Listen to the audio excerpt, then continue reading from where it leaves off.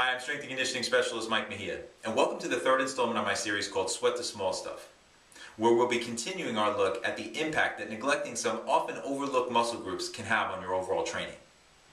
And this time we're continuing our descent down the body and focusing on the hips. Specifically, we're going to be talking about those hip abductors that are the muscles responsible for taking your leg away from the midline of your body. Because weakness in this area has been linked to a whole host of injuries of the lower body, especially the knees. And it's a very common condition in female athletes. So for those of you who are already in the gym loading up with things like squats and deadlifts and various types of lunges, you're definitely going to want to take some time to check out the exercises that I have here for you today featuring the mini band, because it'll help strengthen this area, promote better knee alignment, and drastically reduce your likelihood of injury. So let's go ahead and take a look at those drills right now. Alright, our first drill featuring the mini band is called a mini band goblet squat. Now for these, as you can see, I have a mini band positioned just above my knees. And the first thing I'm going to do is take a dumbbell, and I'm going to position it underneath my chin with my forearms held nice and vertical. This is going to help me to maintain a more upright posture. I'm going to set my feet a little wider than shoulders width apart, and I really want to focus on driving my hips back and firing out against that band as I get into a nice parallel squat. Now, bear in mind, I'm really trying to emphasize the glutes here. The band is trying to make my knees pinch together, but I'm avoiding that and activating those hip abductors by really firing out against that band. It's a great way to increase glute activation and instill good squatting mechanics. Now, in case you're wondering, I'll also do this with some of my athletes who are a little stronger with traditional barbell squats and even deadlifts as a way to cut down on the load a little bit and take some strain off the back, the lower back specifically, to get a little more glute activation. And that's the proper form for the mini band goblet squat. Now for our next drill, as you can see, I've placed the mini band down much lower, down around my ankles. And this one is called a standing unilateral abduction, a one-legged abduction. The great part about this drill is I'm going to be working one leg dynamically, in this case my left, as I lift it out to the side, and really getting a lot of stabilization or static work through the glute, through the knee, through the ankle, everything on that opposing side, in this case my right. So I'm going to line up, getting a little bit of an athletic posture by bending at the knee and the hip a bit, and making sure that the toes on the left foot point straight ahead. I don't want to rotate out to the side here. I am going to abduct or take that leg away from the midline of the body and come back.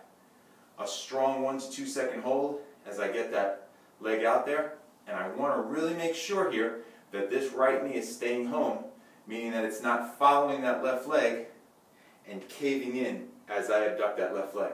So as I said, a lot of dynamic work on that left side, a lot of balance required, and a lot of stabilization on that right leg as I stride through.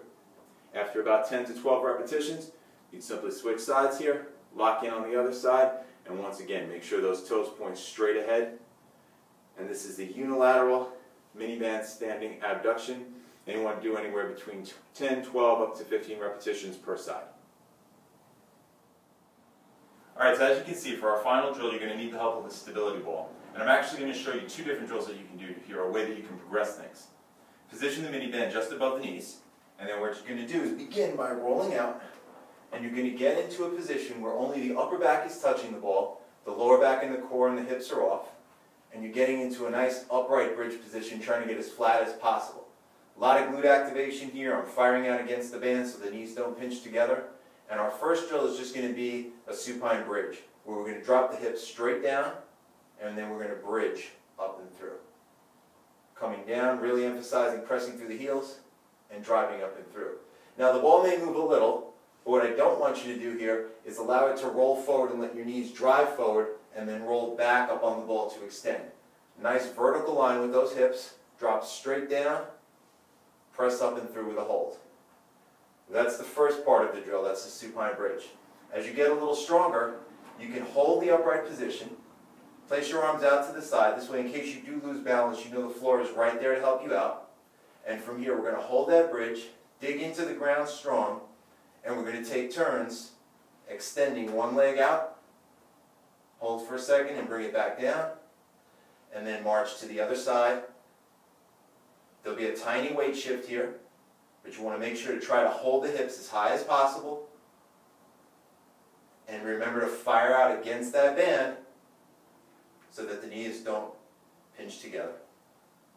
Very challenging drill, especially after having done the other one, so I recommend that you start off with the first version, and then as you get stronger you can work up to the second. You may not want to put them together because it does get pretty tough. And that's 2 progressions on the minivan supine bridge. Alright, so that does it for part 3 of our series. But be on the lookout for part 4, which is coming your way soon, where we'll talk about the importance of increasing ankle mobility and stability. Trust me, you won't want to miss it. I'll see you next time right here on Inside Lacrosse.